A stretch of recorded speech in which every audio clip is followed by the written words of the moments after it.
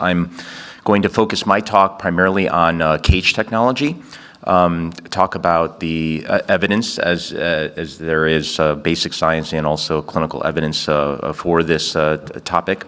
I do have some relevant disclosures. I receive royalties for a 3D printed titanium cage that is on the market.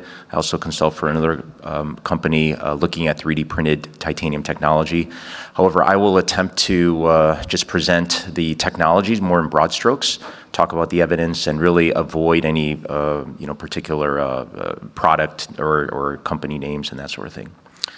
If we look at the options of treatment that we have, and you've heard Sig talk about this, is that we have a number of options for fusion, and the evolution of fusion technology has given us the ability not only to go front but back, from the side. And the anatomy in each of these areas is different, which makes our choice for the cage also either less critical or more critical. If you think about the biologic environment for each of these, on one hand, for a T-lift, the exposure isn't great. There's no question that no matter how good of a surgeon is, you're not going to take as much disc out from a T-lift as you are from an A-lift. And so, and then lateral is somewhere in between where it's a very powerful procedure. You can take a lot of disc out, but probably the visualization not quite as good as anterior. And so where this comes into play is that if you have a T-lift patient, the cage choice is probably a little more critical. The biologic choice is also more critical. Fewer comorbidities may mean more fusion success, as you heard from Nick's great talk on how patient modifiable factors can come into this. And there are also issues with the T-lift, including the inability to perform lordosis or to achieve lordosis compared to an A-lift. I think the lateral fusion is more of a middle ground. We're focusing on the reduction of complications from the anatomy from this area.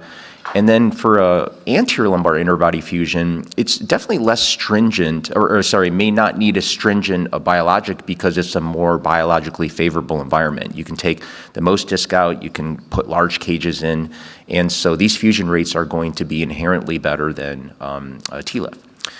There are multiple components for cage design that will lead to fusion, not only the material that we use, but also how we have adjusted the surface or altered the surface, and then finally how we construct. The advent of 3D printing, additive manufacturing techniques allows us to provide different shapes in different types of stiffnesses, and have certainly improved the technology compared to what we had a decade ago. A number of materials are available, and I'll go through some of these in a bit here. But again, important to remember that it's not just the material, but how we adjust the surface and how we construct these cages that can affect outcome.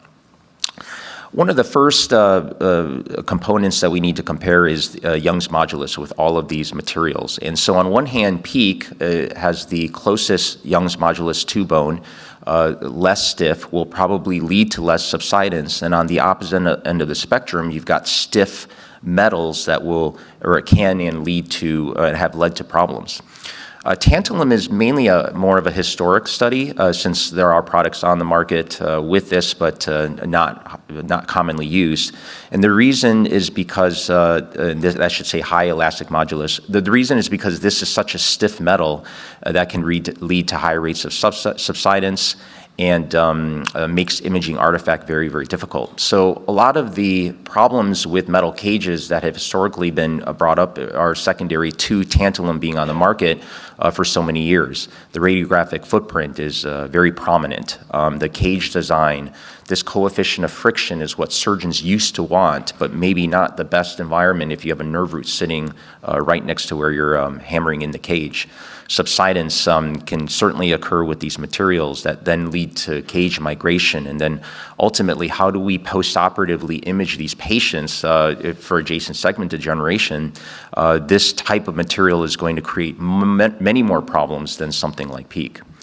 Ceramic materials include both alumina and silicon nitride. These are hydrophilic, negatively charged materials that can increase cell and protein adhesion. The strength properties are actually better than titanium, although some of these are brittle materials, and there is definitely a decreased artifact on advanced imaging. But what they ceramics may not have is the a capability of osseointegration that titanium does, and one of the reasons why titanium's gained a lot of usage is because of the natural inherent properties of this material with bone formation. Titanium does oxidize to form titanium oxide on the surface, and has one of the best imaging artifacts profiles, especially if it's porous postoperatively, and the ability to achieve an alloy that has improves on characteristics of solid titanium really make this material more malleable and more flexible for something like a cage construction. There are many studies, and Sig went over a bunch of them, noting how titanium can increase osteoinductive factors in the biologic environment in order to form bone. Cell growth is also much more available and much friendlier on a titanium surface rather than other comparative materials. And finally, PEEK is a thermoplastic polymer. It's actually stronger than most metals. As I indicated, it's the lowest Young's modulus, so probably the lowest risk of subsidence when you talk about putting the cage in. Really no imaging artifact, which is a big reason why a lot of surgeons have used it in the past and continue to use it. But there are some limitations with this material, including if you don't change the surface or change the construction, there are poor inherent bone growth characteristics. If you culture mesenchymal stem cells on PEEK, there is an upregulation of certain factors that will then lead to fibrous tissue. And then this fibrous tissue has led to the commonly cited halo effect that you can get with PEEK interbody implants.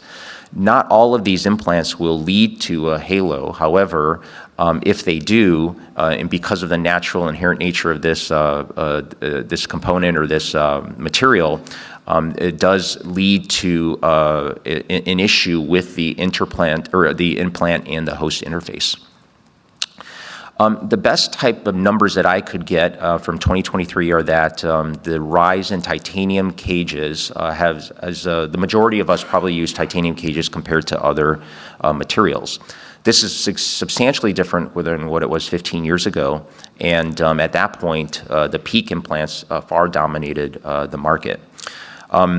Again, but that being said, the alterations of different materials, including the surface and how they're constructed, can certainly change that and may change that in the future. This study was one of the more interesting ones, more recent, that was presented at AANS last year, where at a single academic center, they performed a randomized control trial for 50 patients with both PEEK cages and titanium cages, and stopped the trial because the fusion rates were so much higher for titanium cages at a 6-month CT, and the subsidence was actually reverse of what they actually thought. Now, this isn't a comment on the actual cage or the technology or what have you, but it indicates that there is a growing body of evidence to suggest that titanium cages may heal quicker and may heal more successfully than something like PEEK.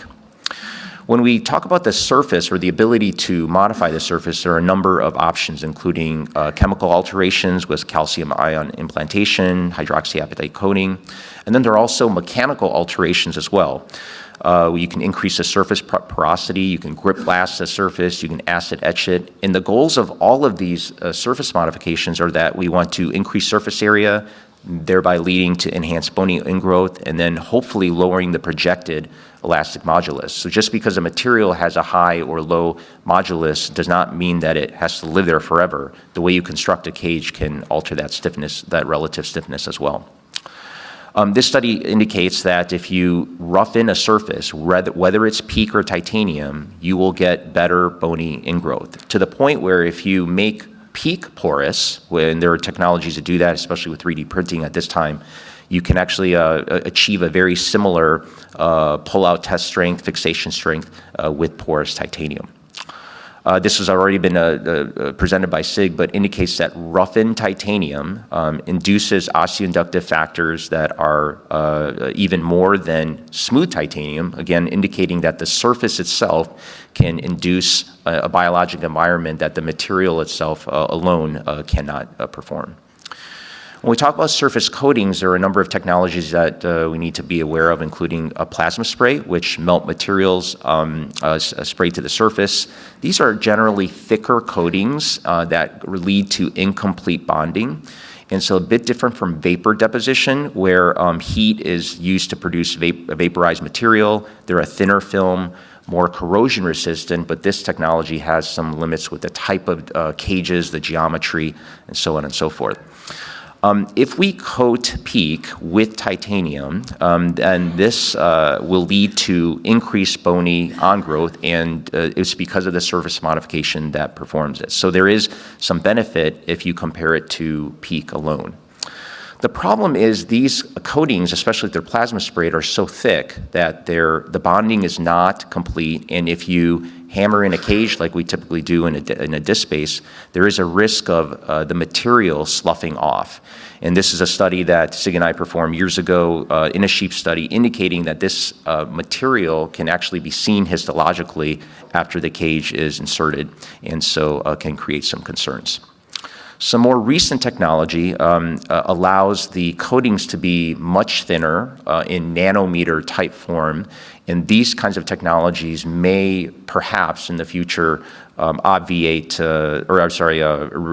the risk of the sloughing and will lead to more integration in the future. Finally, 3D printed technology versus conventional manufacturing can certainly lead to differences in outcome, as this study has indicated. Using a 1 and 2 level T-lifts, if you compare solid titanium versus 3D printed, the subsidence rates are different, significantly different, using their scales on a CT scan. This study also goes on to show that the risk factors for subsidence include age, BMI, osteopenia, and the use of solid titanium.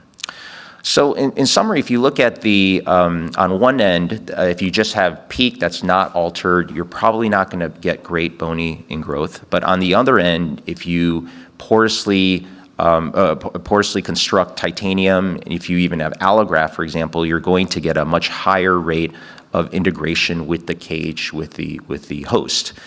But this middle ground, there are a number of different studies to show that some of these technologies may be altered to the point where they may be superior to porous titanium because of the ability to change surface, the ability to change the virtual or relative elastic modulus, and then ultimately outcomes. So in conclusion, technological advances in cage design really have to be thought about not beyond materials, because the surface, the construction can also affect outcomes and results. And as we do this, as we improve this technology, we always have to keep in the back of our minds to reduce subsidence, increase osseointegration, and to better the imaging characteristics postoperatively.